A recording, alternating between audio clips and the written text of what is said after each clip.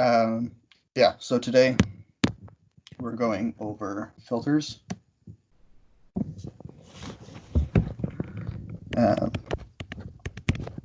Now that we have knowledge on all of our passive components, we can start making actual circuits out of them. So starting off with filters, we're going to cover the primary set of filters that are most commonly used, being the low pass, the high pass, and the band pass.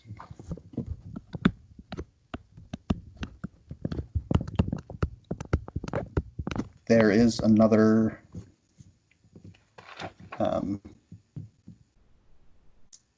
for some reason I'm blanking on the name. There is another one that's typically used that just does the inverse of the band pass. I didn't bother preparing for that because I'm lazy, and we don't typically use that filter anyways in most of our application.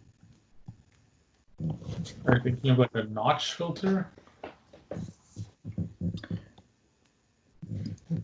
Is it a notch filter where it allows and then blocks and then allows? Gabe? I think so. Could be wrong. Regardless, I didn't prep for it because it's not as used for anything we do. So isn't that a band stop filter? Band stop, yeah.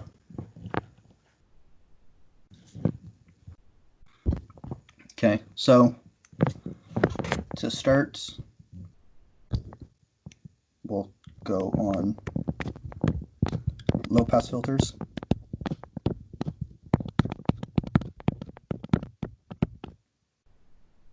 Now the purpose of a low pass filter is to allow low frequencies to pass by while blocking all higher frequencies.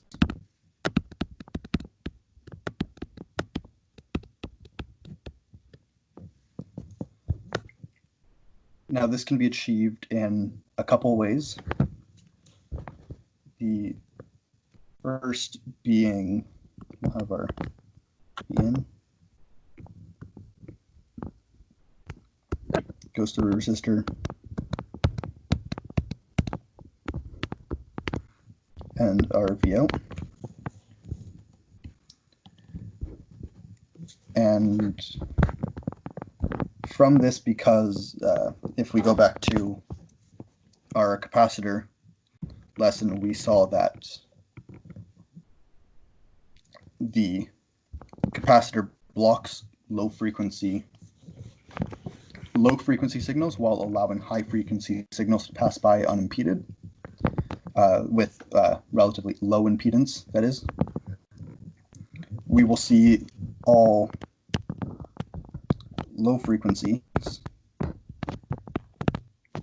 to go straight on through to the output, while high frequencies are sent to ground. So it filters out any higher frequency signals by creating a low impedance path for the high frequencies to go, while blocking any low frequencies. So the low frequencies are what's left to head to our output.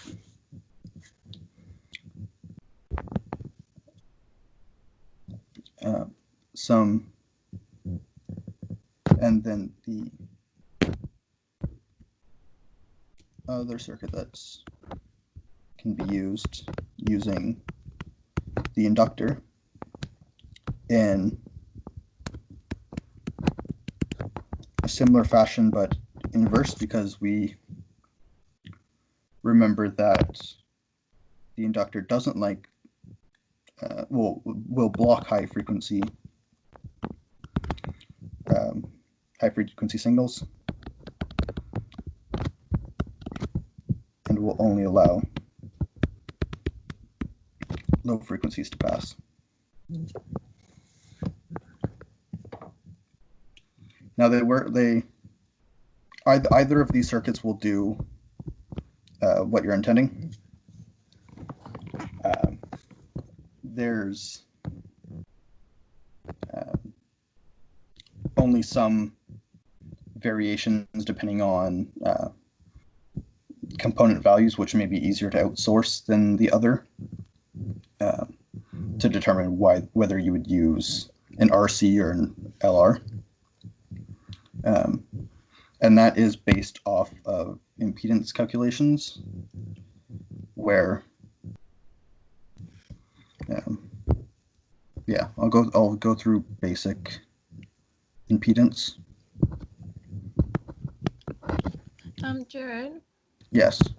what in the second diagram? What's the point of the resistor in the ground if the high frequency is blocked by the impedance and the low frequency just goes all the way through to the output? Because what is it? I mean, it's for current path. We'll see when I write up the equation for the output why the resistance is needed. Okay.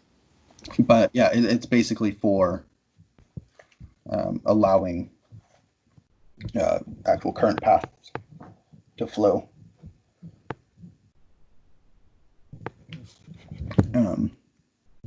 Yeah, so starting with the RC circuit, we see our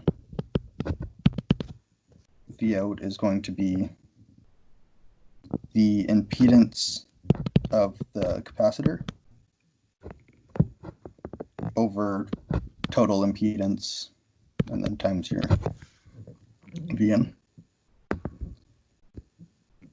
where, quick side,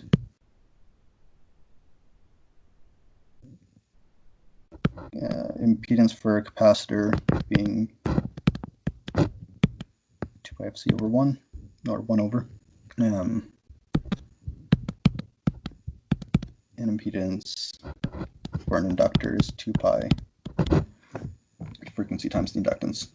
You'll see these in more detail in your classes, and these impedance calculations also relate to the phase shifting of the voltage leading and the current lagging of inductors and capacitors that we slightly discussed last time, or in the capacitor and the inductor lessons.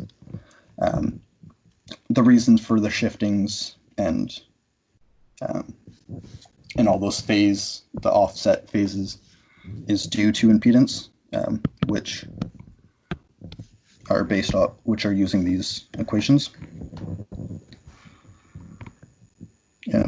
But to simply go, your total impedance is all impedances added up. Your XL, and then your XC on top. Now, in this case, because we don't have any, since it's only an R and C, we don't have an inductor, so that's out. And from this equation, you can, if we were to take it even further and break down the XC,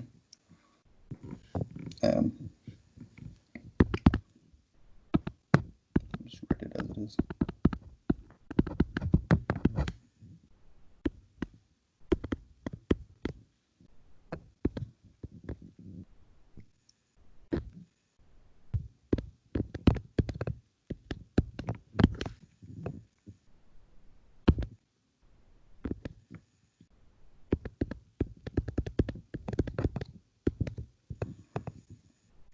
We can see that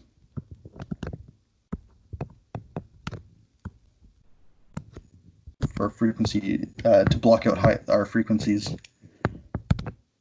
our XC increases and our V out decreases. So at higher frequencies, we have a lower V out, which will come to the point of, which will come to the fact that at a high enough frequency, V out will realistically become 0.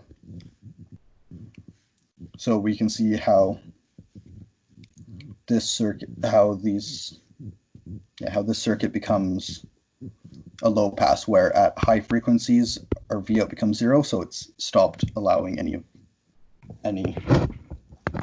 voltage to flow through at those high frequencies. And if we do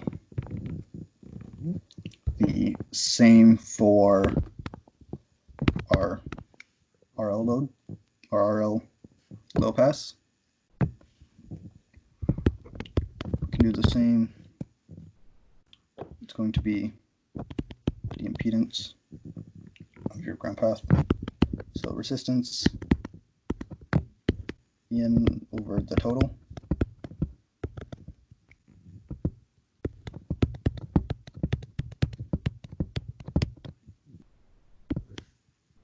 Or in this case, we no longer have XC.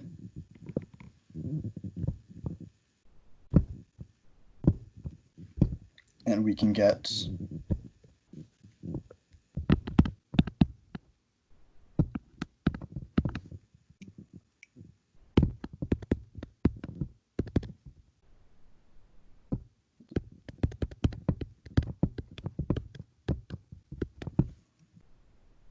and now we can see that at higher frequencies, your inductive impedance increases, which causes our V out to drop. So again, it does the same thing where at the higher frequencies, it drives the output voltage down. So once we get to large frequencies, your output voltage becomes 0 or drops.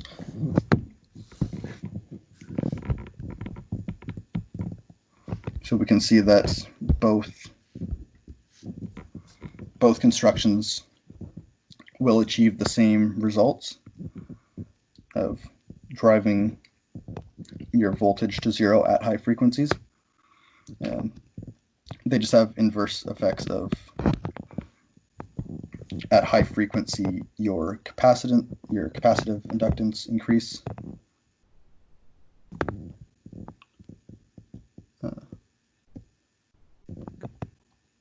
Why does...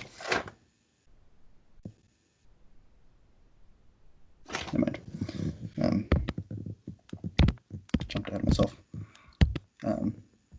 But yeah, we can see at high frequencies a drop. Questions so far? Why does the XC go up when F goes up? Should it go down?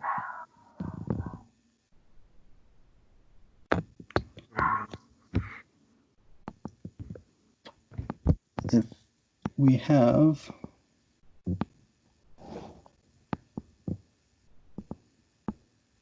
I'm going to break this down further. So what do we have? If we have...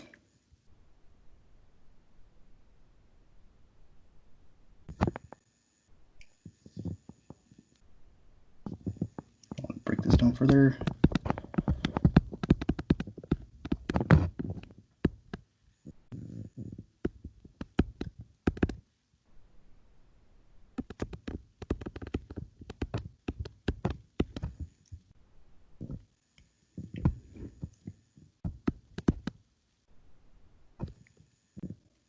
And geez, what does that become?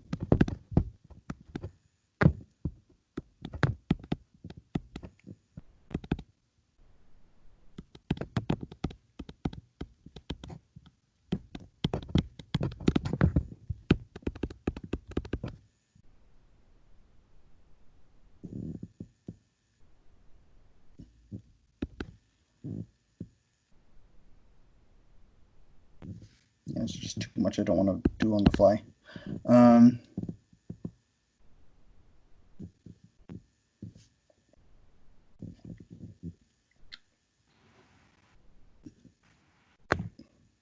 I'm pretty sure if we are to continue breaking it down, we will see that. Is that? So I think Justin is just referring to the XC equals 1 over 2 pi FC up top. Yeah. Or like if frequency goes up, your capacitor impedance should go down. I think the part that's not immediately obvious is how VO drops with XC going down, because XC appears in the numerator and denominator.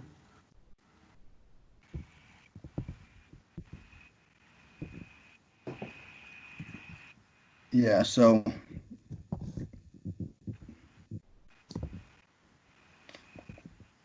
Which, yeah, we figure out if we did math for 2 hours. But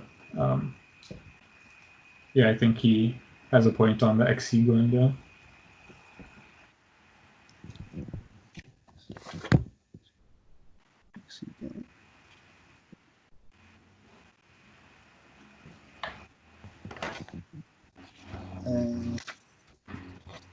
Do you agree on that point, or do you think we made a mistake somewhere in our interpretation?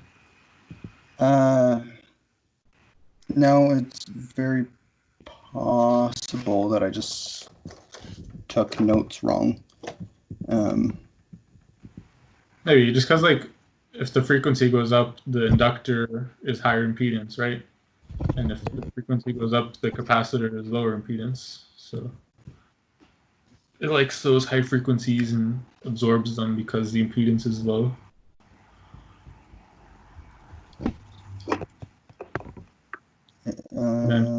Yeah.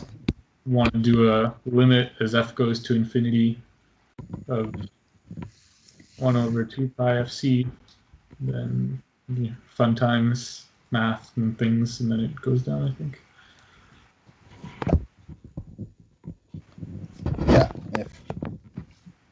Yeah,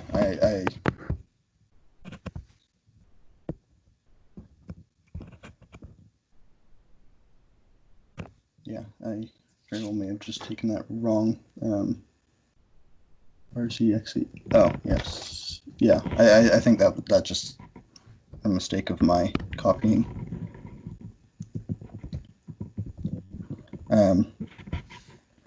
But yes, if you wanted to take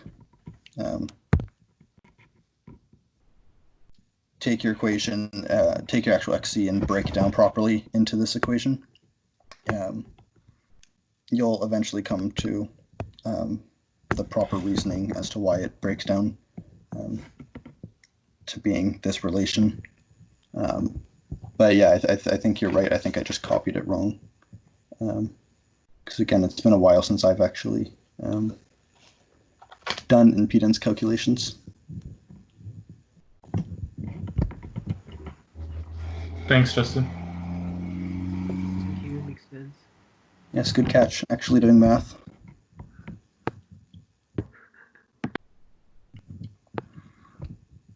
Any other questions on this so far?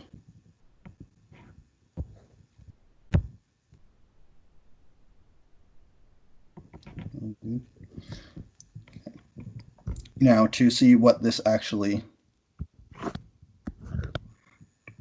looks like, we will have if we have this as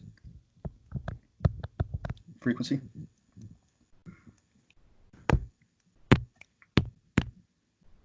we will see that we're allowing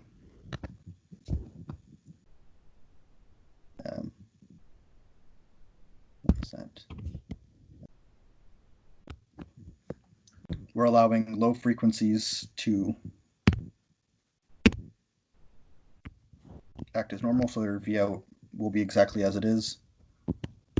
And then at some threshold, which is known as your corner frequency, you'll begin to see your voltage start to just drop out until 0.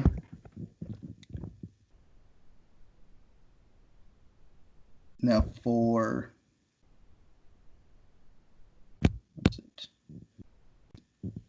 your corner frequency can be found,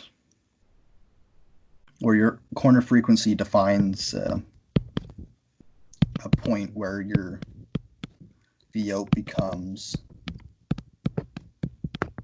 0.707 of your V in. So that's the point where we consider it allowing the set of frequencies that we want to see. And then after those set of frequencies, your voltage will just become less than, your voltage will start to drop below this kind of this set.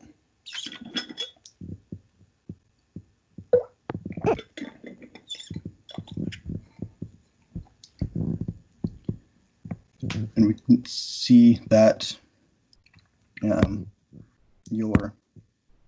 our corner frequency for the RC circuit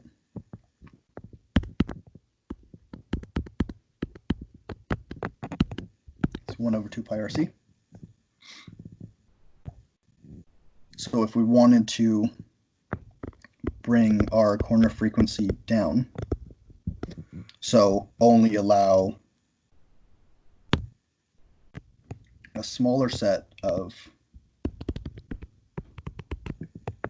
signals to pass by, we would see you could either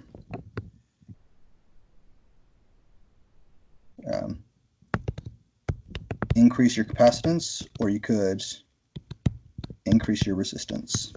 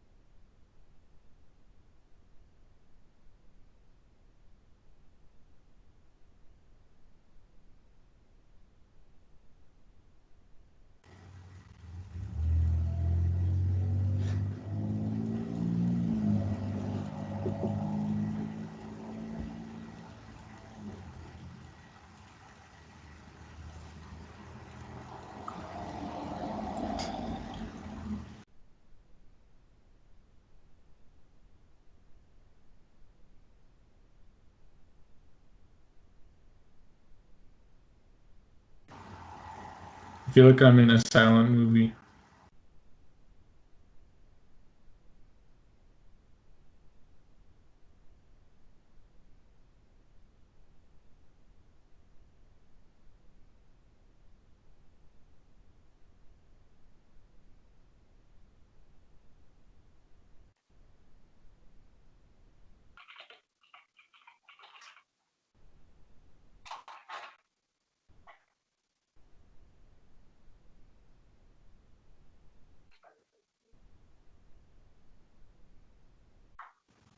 Jarod, do you know you're muted?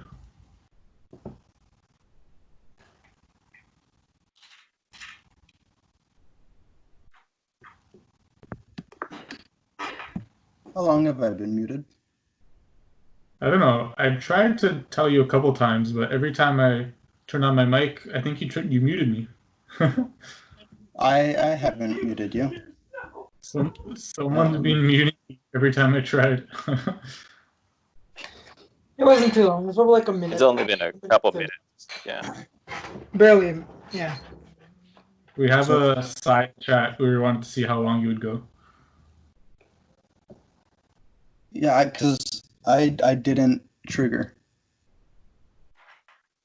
Yeah, I think probably Koi is muting everyone for fun. Fucking Koi. I'll just blame it on him. Okay. Yeah, for sure. Okay, what was the last thing I said? Or just from my amazing drawings, does this make sense? The last thing I remember you saying was, well, from the drawings is the FC down, C up, R up, and then you started drawing without without your mic. Okay, so I made it to here before I cut out, yeah? I think so. Okay. Good, then didn't miss much. But I mean, basically, same thing being seen for our RL circuit. Yeah, the corner frequency equation changes slightly. But again, if we want to decrease our allowed frequencies, you either increase your inductance or you decrease your resistance. Either methods, you're able to change your corner frequency, and in either circuits, we're able to shift our allowed frequencies simply by just changing the values of our components. And questions on any of this? So from earlier, when there wasn't a resistor, does that mean that we get either infinite corner frequency or zero corner frequency?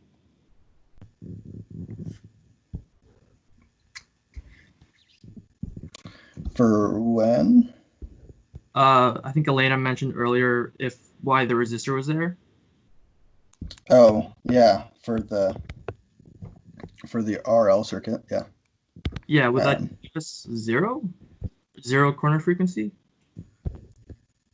Yeah, so if you don't have a resistor, your resistance in this case is technically zero,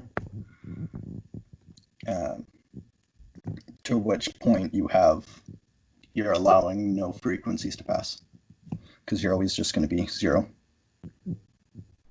Oh, okay, and then for the capacitor, it would just be infinite? Yeah. Okay.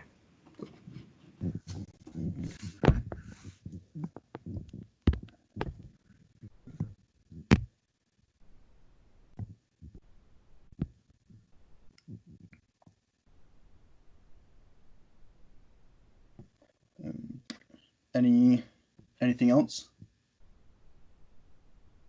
Can anyone say why we would choose one over the other, the RC over RL?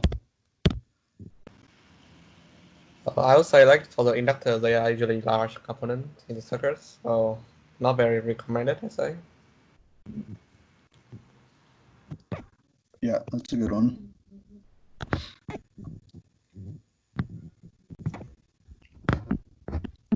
Yeah, so yeah, especially for you'll see the RC circuit much more predominantly because it can achieve the same effect while using such small footprint components.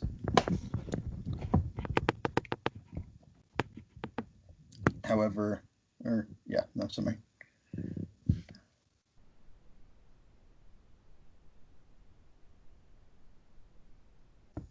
Yeah, no, either is capable, but yeah, you will predominantly see the RC because of its lower footprint. And I'm sure there is some other benefits between one or the other in certain applications, but none that I have actually noticed or read into.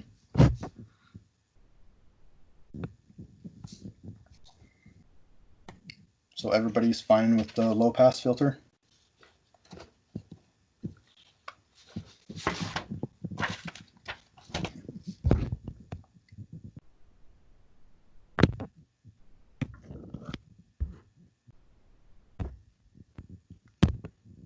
And we jump into the high pass.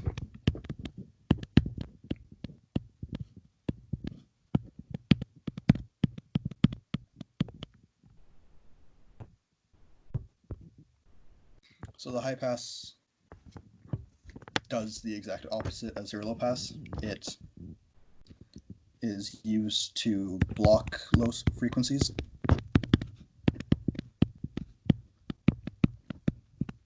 While only allowing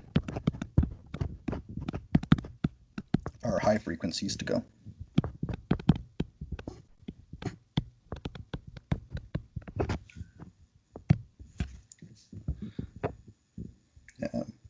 And again, we can achieve this in the similar two ways using an RC circuit,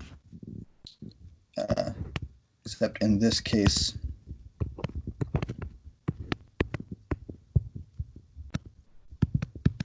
components are swapped.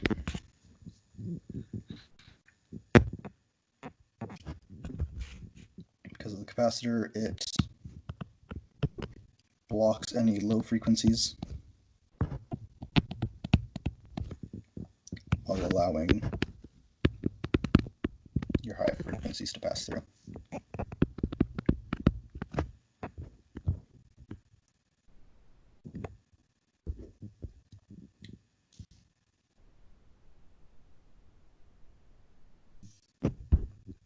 And it has the same or similar impedance calculation to it. Here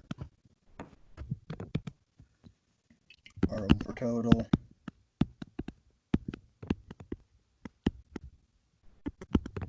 do that again.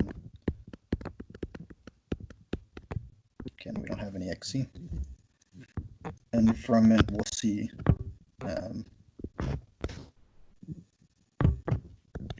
as we did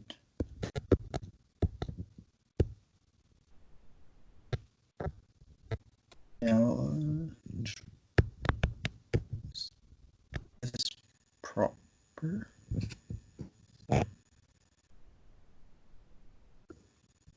Now I'm questioning if I just got my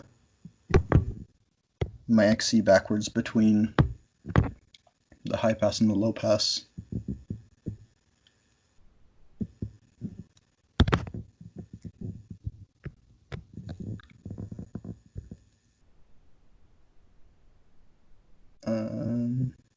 Okay, I again don't want to think about it because of effort. If someone wants to verify my XC in this case, that it is as it is decrease as our frequency increases. But basically, we'll see the same. We'll see the opposite effect as the low pass. As our frequency increases, so does our V out. Now, of course, our V out isn't going to grow to infinity. The max it can go to is the V in. That's where it'll, reach its equilibrium. That's where it'll reach. But as our frequency, as we're at low frequencies, we'll see that our output voltage is driven to 0.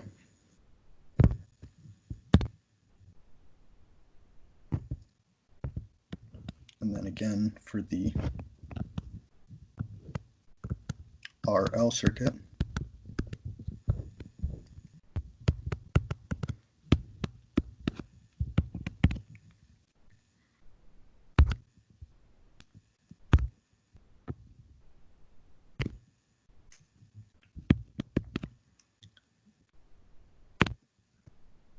we'll see that the inductor creates a path for low frequencies. It'll create a low impedance path for the low frequencies to travel while blocking any high frequencies. So all the high frequencies will continue to the output.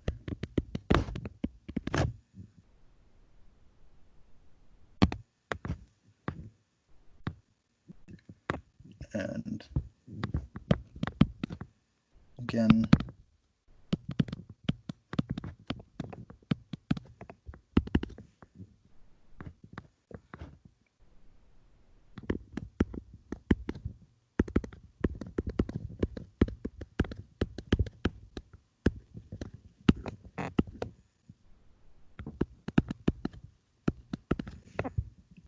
we will find as our frequency increases, our XL increases, and our V out increases.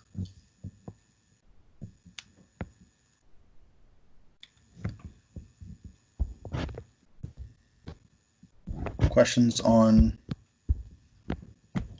the setup of this? Makes sense to how they're inversely being blocked as they were compared to the low pass.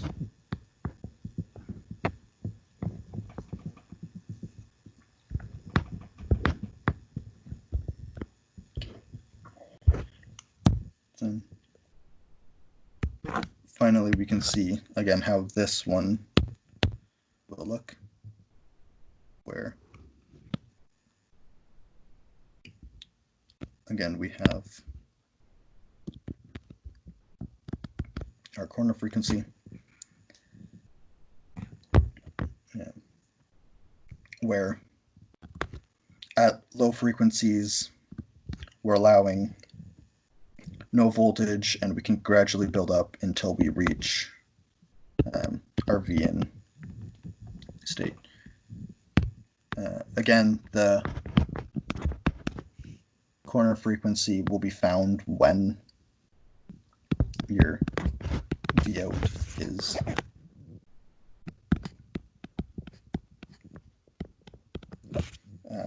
.707 of the V in.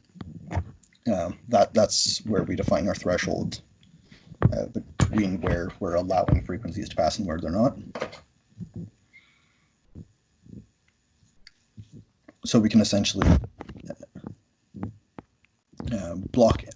We can only allow high frequency signals to pass by while getting rid of any low frequency.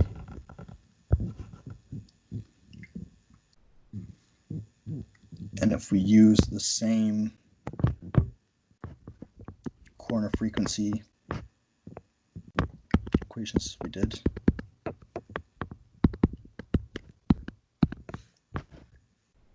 to increase our corner frequency, so to shift, so we only allow even higher frequency, you can decrease capacitance or your resistance,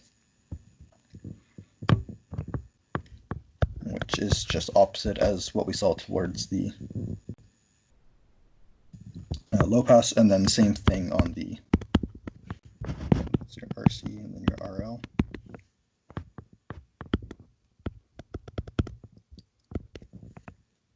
Same setup. If we want to boost our corner frequency, you can drop inductance, increase resistance.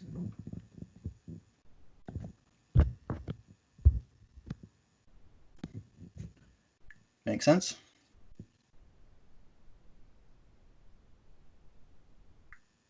Questions on this setup?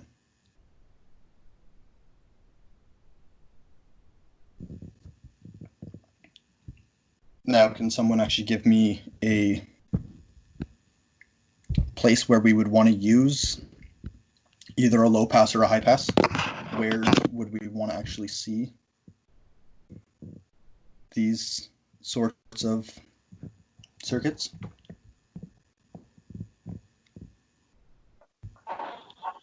Power supplies? Yep. Yeah, you'll typically see. Now, what would we see? A high pass or a low pass? It depends on what kind of power supply, I guess. But if it's a DC power supply, then you'd have a low pass filter on it. Yeah.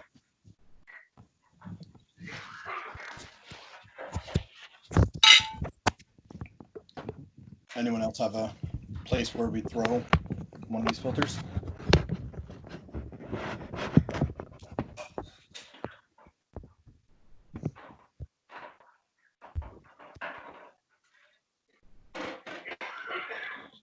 somebody has to have something.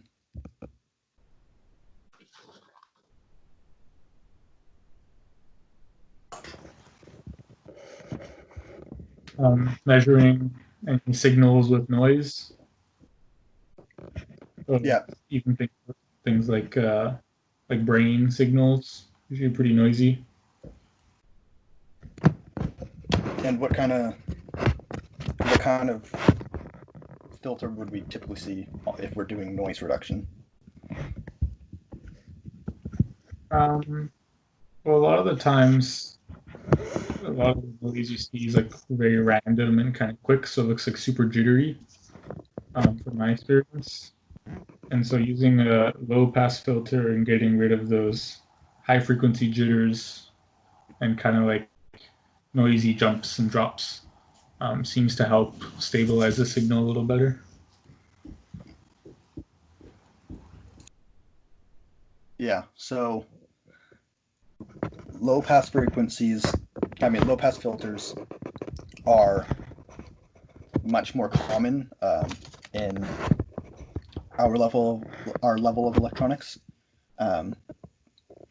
because most of our signals are either DC or they're set clock pulses, but the environment around us, especially in the car, being around our highly inductive loads, being such as the motor and all of the wiring going around, we can pick up a lot of noise on our signals.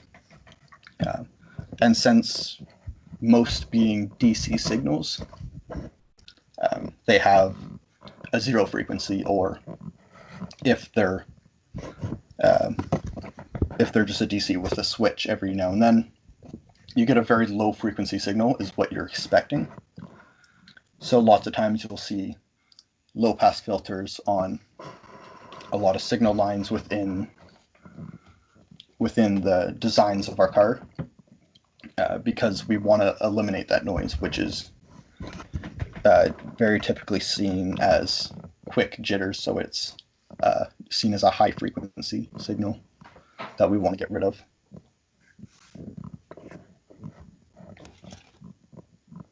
Aren't decoupling capacitors essentially just low pass filters? Yes, they're essentially. Yeah, that's one of the points I made in the capacitor session. When I brought up decoupling capacitors, yeah, I did mention that their typical use is for filters and for filtering. Yeah, because that's exactly what they do is, and exactly. All it is your circuit with some V in, capacitor ground to your V out.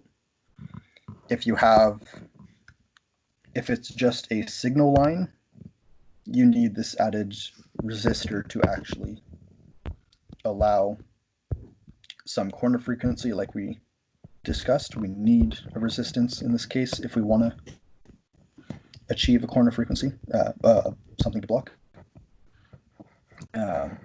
But in the case of a decoupling capacitor, since those are used in between circuits in most cases, you will have some resistance on your input and then on your output as well.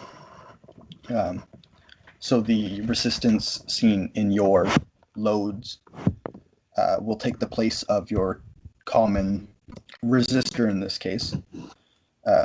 So all it is when you're throwing a decoupling capacitor in there is completing the low pass filtering.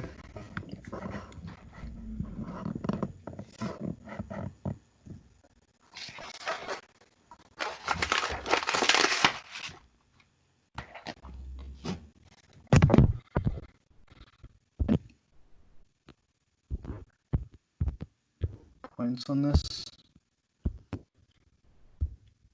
Comments onto where to why we would be using high pass, to where we would be using.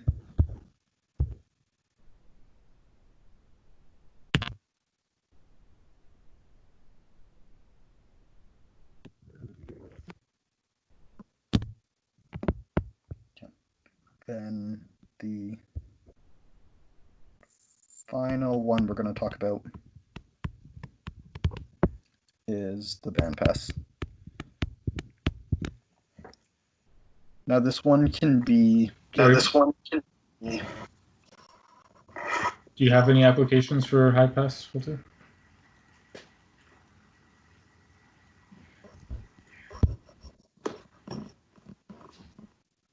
There's 14 people in this call. There's so many people in this call. We have to come up with more.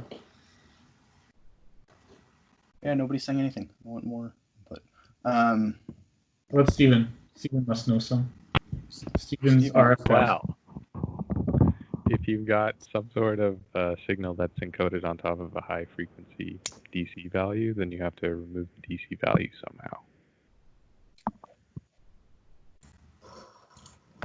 Okay. Like, what's an example where that's used?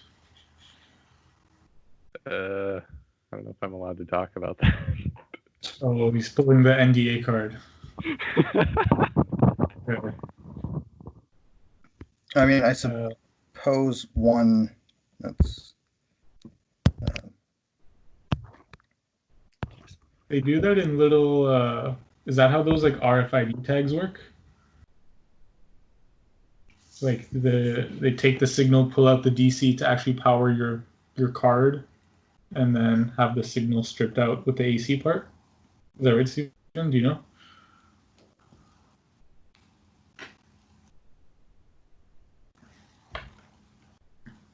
Steven knows nothing. Don't. But Steven's on mute.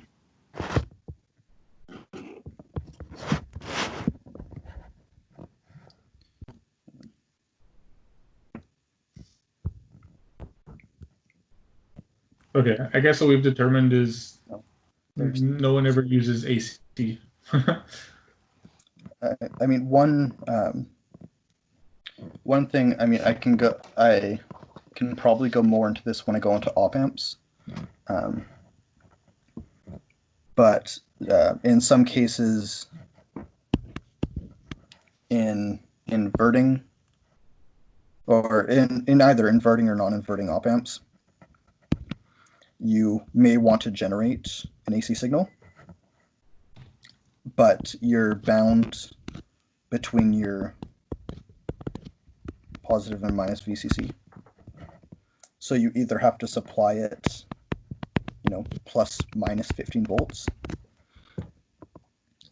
which supplying a negative voltage can be difficult. So sometimes what will be done is the range will instead be 30 to 0, so this will just be grounded. But you'll apply a 15 volts offset to basically bring it all positive, but it's now set at 15 volts. I'm sure there's an application in such to remove the DC biased components.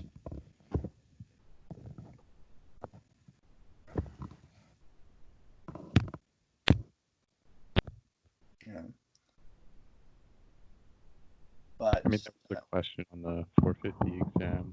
It was basically, how would you measure the frequency of a 120 volt outlet using a microcontroller?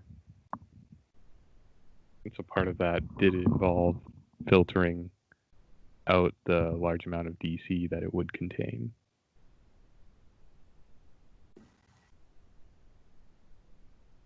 DC.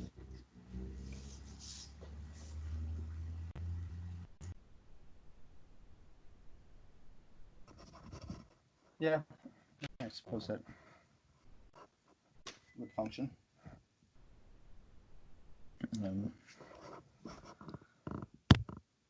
But I mean, to that point, that we don't have many examples of the use of a low pass. It's a lot less used, especially in our designs of the car, because most of what we design is to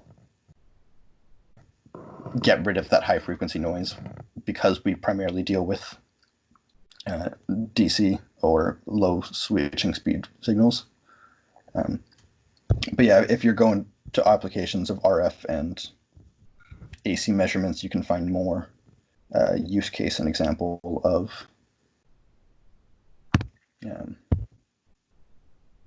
the high pass.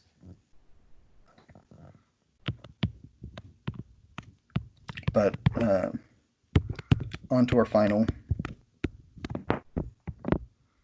bandpass filter.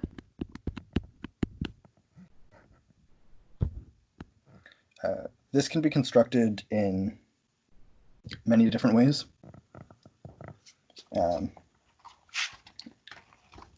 What you can do is just bring your low pass and then instantly feed it into your high pass.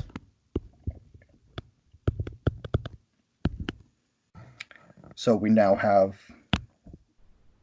split it up. You've just stitched together your low and your high pass filter together. And this will in sense create a bandpath where there's a distinct level that you're allowing through. You can mix and match. You can do an RC on this side, RC on this side, RC RL, RL RL. You can mix and match all of these typical high pass and low pass filters together to achieve the same result of just stitching them together. The effects are exactly as you'd expect, but a more condensed way of creating such a bandpass.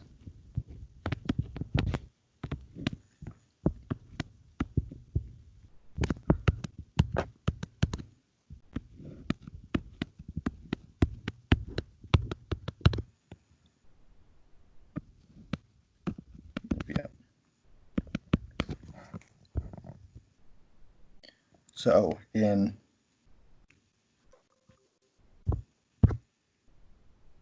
this case, we'll see that the inductor creates a path for the low frequency to travel, and the capacitor creates a path for the high frequencies to go. So all that's able to pass by is our mid-levels.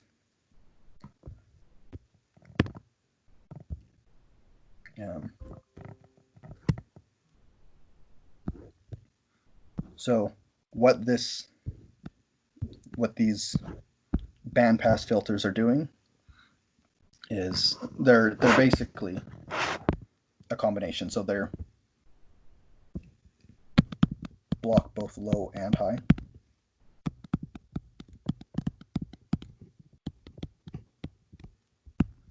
And they only allow a very specific mid-level frequency to pass.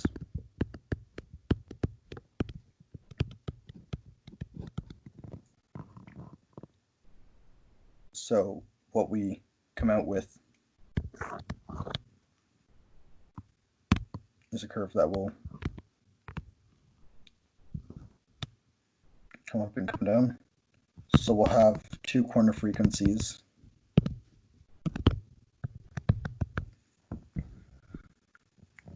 So in this case, we're only allowing a very specific mid-level frequency to pass by, while blocking both our upper and lower level frequencies. And if we are to look at our stitching of low and high, we will see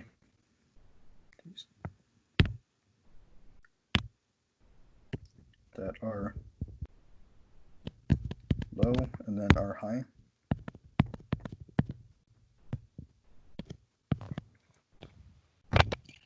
we'll see it as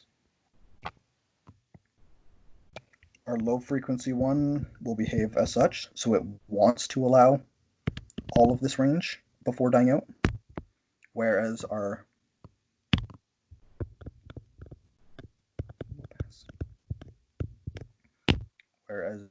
high pass starts dead and then wants to conduct all of our upper level. So we can see they will cancel each other out outside of the mid-range frequency. They start to cancel each other out. So what we're primarily dealing with is just this middle level of frequencies that are actually allowed to pass through.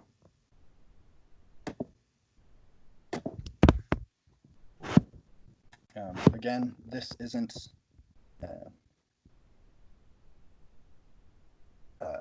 any filtering that we typically deal with in the car, because again, we typically only need to deal with the low frequency signals, so we don't have a reason to take those out. But there is this set of filtering that can be done if we only want to see a very select narrow band of filtering of frequencies in a kind of medium mid frequency level. Any questions on the bandpass?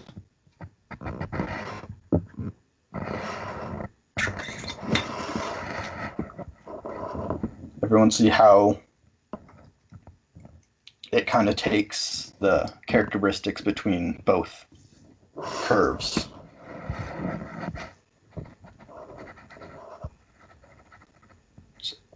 Anybody want to talk at all?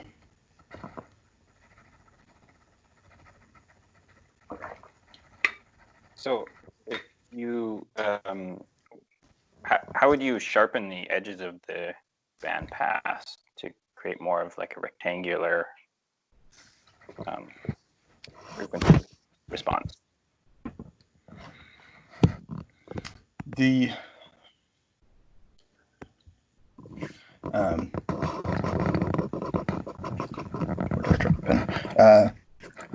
so this can be kind of said about all filters, about sharpening up their edges so it's more, but I mean, same thing for your low pass. How do you get it to that? It's about tweaking your component values. So this is something I didn't actually bring up or brush up on really. But it's going to be based on component values. That's actually something I should have pulled up beforehand, because that's actually a good point to have on. Gabe, Steven, do you have any? Isn't it based on the number of poles you have? Yeah, if you increase the order of your filter, usually you get that sharper Yeah, Yeah. it should. You Yeah. increase the roll off, right? Yeah. But I'll find a good picture. hmm, And explain what first order, second order, third order means, Jared. Two.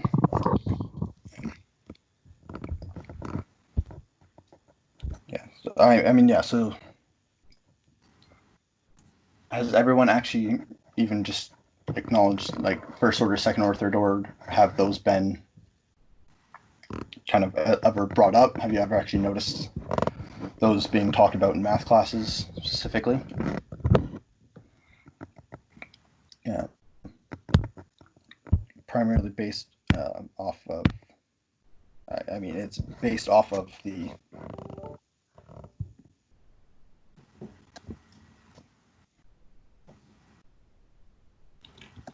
Let's throw that in here.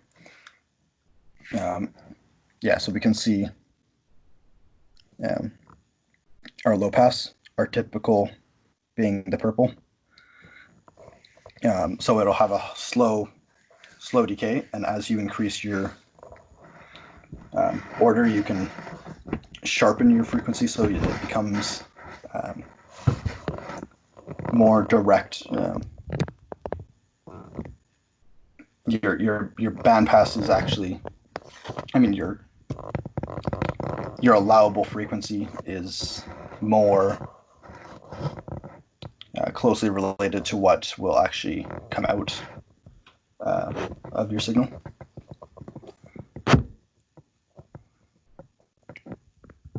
Yeah, but increasing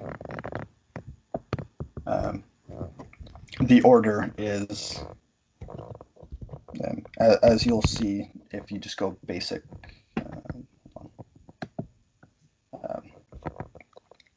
Just your basic exponents on top of equations. This is where you'll typically see the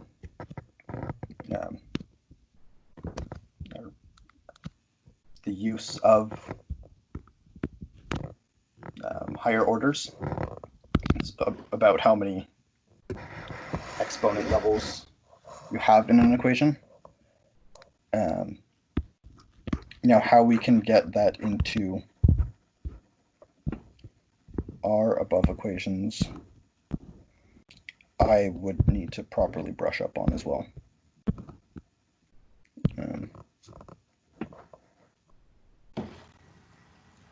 If I remember right, a good rule of thumb is just looking at the number of energy storage components you have in your filter. So, for example, resistor only dissipates energy, right? You burn off energy in the form of heat, so like I squared R losses. But like a capacitor stores energy in the electric field between those capacitor plates, and the inductor stores energy in the form of its magnetic field around the coils. And so the capacitor and the inductor are energy storage components. And generally, the more of those you add to your filters, the higher order you're going to get.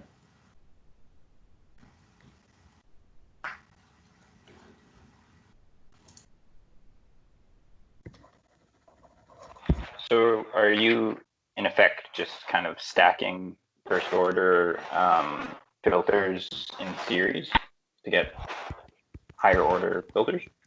Kind of basically, yeah. just Strategy. basically just adding up your capacitors will increase the order. Yeah, and like there's a bunch of other fancy things people do in like the digital signal processing world, where they start adding active components, so things like op amps, to get like a really good response in terms of like a fast response as well. So usually filters have a speed associated to them. So if I have like an input signal that changes really quickly, the output of my filter may only respond very slowly to that change, or it may respond really quickly. And usually, if you keep it very simple, there's a trade-off in how much you want to attenuate and how fast you want to do it. So you can do it really quickly, and you can respond to the input signal very fast, but not have super great filtering capability. Or you can filter a lot of that noise or a lot of that input signal, but react very slowly to any big changes in it. And so people start creating fancier filters with op amps. There's a whole like, you can do a whole like master's and PhD in filter design. If you're really interested, there's things like the Butterworth filter and the Chebyshev filter are common names people like to throw around. But probably beyond the scope of our course. God, I can't believe I said that. I hate myself now. I feel like one of those profs that always say that. It's the worst. Is the speed related to the phase shift? It's related mostly to the time constant, right? So, like the magnitude of those components, like R and C. So, how fast those are reacting is how fast you're gonna converge to what your signal actually is.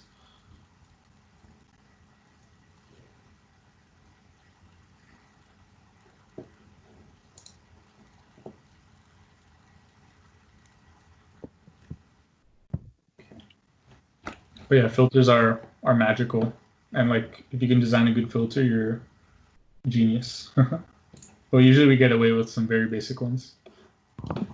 Yeah, because like in the digital electronics world, you don't really need that much filtering most of the time.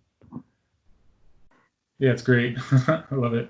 So then Yeah, all like the trade-offs aren't really worth it, and then also the increased cost of just increasing your BOM components. yeah, for sure. Like where you really need them is when you start going into like analog design. So people working in audio especially is a huge field of filtering. And yeah, like your audiophiles and people who are super snobby and love really good quality music, all those guys need to learn their filters because it's a lot of work.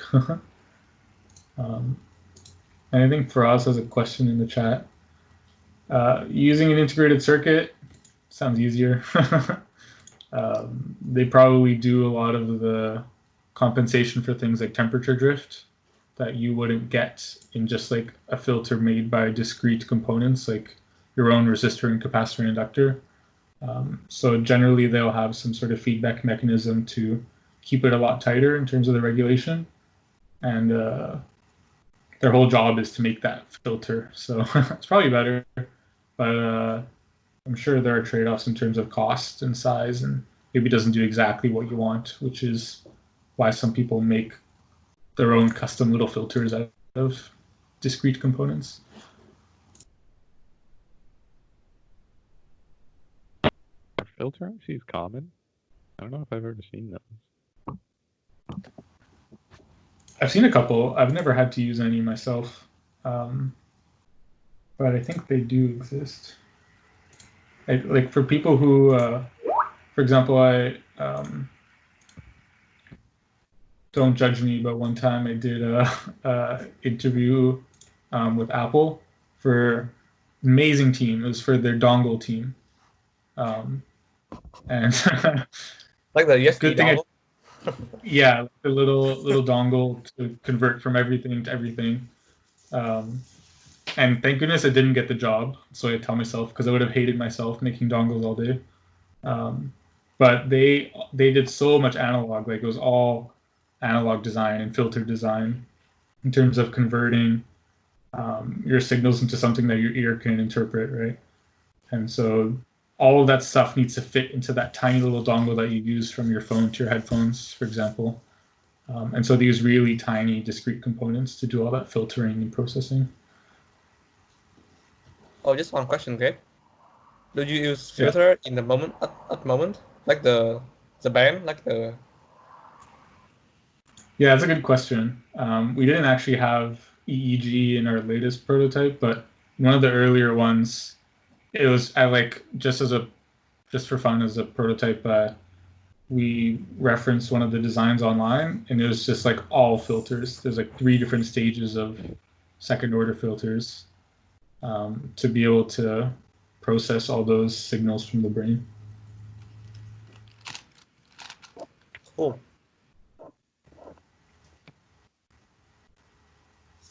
And the EEG totally worked. We promise.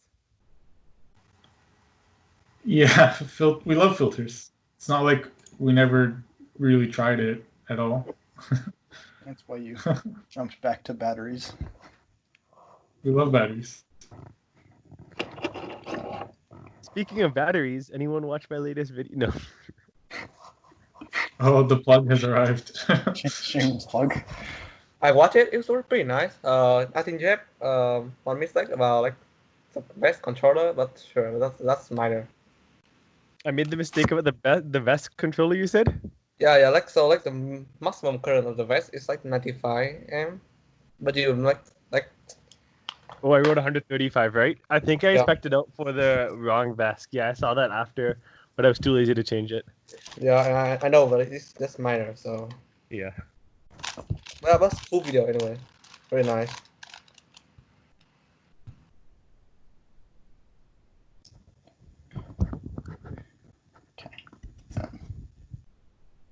All right.